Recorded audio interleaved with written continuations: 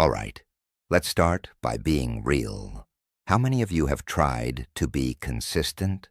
You know, with your workouts, your eating habits, that list of New Year's resolutions you made, and then by February, you've forgotten what gym shoes even look like?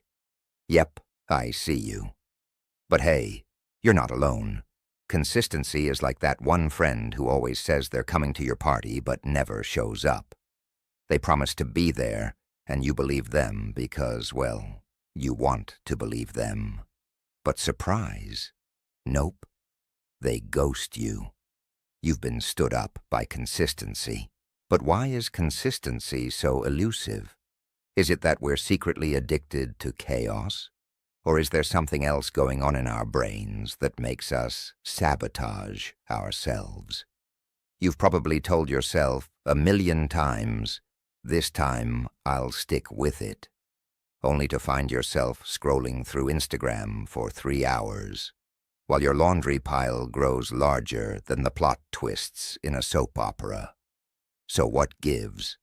Let's break it down and figure out why you can't seem to keep your promises to yourself. And more importantly, how to fix it without needing a miracle or a motivational speech from The Rock. Okay, let's start with the basics. Our brains are basically like toddler-sized bosses. They want what they want, when they want it, and they get cranky when you try to make them do something they don't want to do. Now imagine you have a task, like getting up at 5 a.m. to run, and it's cold, and your bed feels like a warm, comforting hug. Your brain, which is like that toddler, throws a tantrum and says, "Nope, I'd rather stay in bed, thank you very much." And boom, you hit snooze. This, my friend, is called the best instant gratification bias. Your brain wants the instant reward, staying in bed, scrolling TikTok, or whatever else feels good right now, while your future self is left crying in the corner of your to-do list. The problem is that we all think we're supposed to be these superheroes who can defy our brains and power through. But newsflash, that's not how we're built. If you try to ignore your brain's demands too much, it'll turn on you faster than your favorite TV character gets killed off in the first episode. So the first thing you need to do is stop expecting perfection. Seriously, you're not going to magically transform into a machine who follows through on everything without fail. Get rid of that unrealistic standard. Once you do, you'll stop beating yourself up when you miss a day at the gym or forget to call your mom. Now that we've cleared up that whole perfection thing, let's talk about motivation. Everyone loves to talk about motivation, right? It's like the unicorn of productivity. If I just get motivated, people say, I'll crush my goals. But here's the catch. Motivation is like that gym buddy who's all hyped up at 7 a.m. but drops off after the first set. It's unreliable. You can't count on motivation to carry you through, especially on the days you're feeling low. So what can you rely on? Well, here's the magic trick. Habits. Yup, consistency isn't about motivation, it's about building habits. Let's do a quick analogy. Imagine you're a knight, and every morning you have to put on your armor to fight dragons, or, make your bed, eat breakfast, and get to work. Same thing. The first day, it takes forever. You fumble with the straps, trip over your boots, and maybe even break your sword, metaphorically, of course.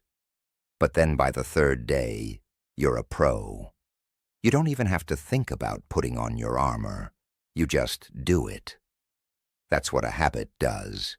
It goes from being a big annoying task that takes all your energy to something you do on autopilot.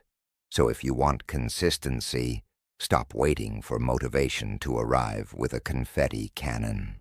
Instead, focus on creating small, easy habits that don't require you to summon a huge burst of willpower. But let's say you already know this, and you're still not seeing results. Here's where we dive into a bit of neuroscience. Your brain operates on a system called dopamine, which is the feel-good chemical that floods your brain when you do something rewarding. The tricky thing is that you don't get a big dopamine hit when you make a long-term goal. It's more like a tiny trickle over time. But when you eat a donut, bam, dopamine flood. That's why it's so easy to be inconsistent. Your brain just wants those quick rewards. The trick, though, is to trick your brain. You've got to make consistency rewarding so your brain gets the dopamine kick without needing the donut. A great way to do this is to set micro goals. These are small, bite-sized tasks that are easy to achieve. Let's say your big goal is to run a marathon, but getting out the door feels like a monumental task. Instead of thinking, I have to run 5 miles today, think, I'm just going to put on my running shoes and walk for 5 minutes. That's it. 5 minutes. No pressure. And you know what happens. You do your 5 minutes and then you think, well, I'm already here. I might as well run for a bit. This is a sneaky trick to getting past that first hurdle and getting started. Plus, it makes your brain go, oh, hey, that was pretty easy. I feel good. I want more of that. Boom. Consistency is born. All right. Now that you've got your habits and micro goals in place, we need to talk about environment. The environment around you plays a huge role in your consistency. Think about it. If you're trying to eat healthy and you've got a fridge full of cake, guess what's going to happen? You're going to eat the cake. It's not because you're weak. It's because your environment is actively working against you. So to be more consistent, you need to set up your environment for success. If you want to work out in the morning, put your gym clothes right next to your bed. If you want to eat healthier, stop keeping junk food in the house. Your brain is going to take the path of least resistance, so make it easy to make the right choice. But hold up, we're not done yet. There's one more little nugget of wisdom I need to drop on you. Accountability. You've heard this one before, but it's true. If you tell someone what you're trying to do, you're more likely to stick with it. That's why people say they'll run a 5K, because they don't want to look bad when their friends find out they didn't train. If you know someone's watching, you're way more likely to follow through. So grab a friend, or even better, hire a coach or join a group. Find someone who'll hold you accountable in a way that feels supportive, not nagging. You'll be amazed at how much easier it is to stay consistent when you've got someone else rooting for you. So what have we learned today? First, stop expecting perfection. Consistency is about progress, not perfection. Second, forget about relying on motivation. It's unreliable.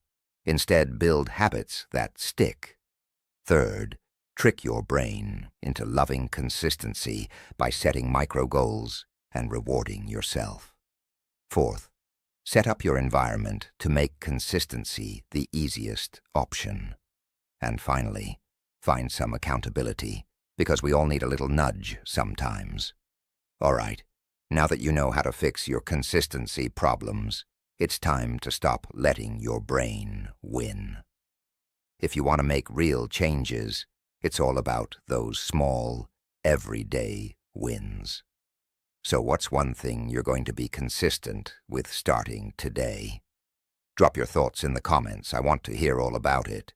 And hey, if you enjoyed this video, don't forget to hit that subscribe button.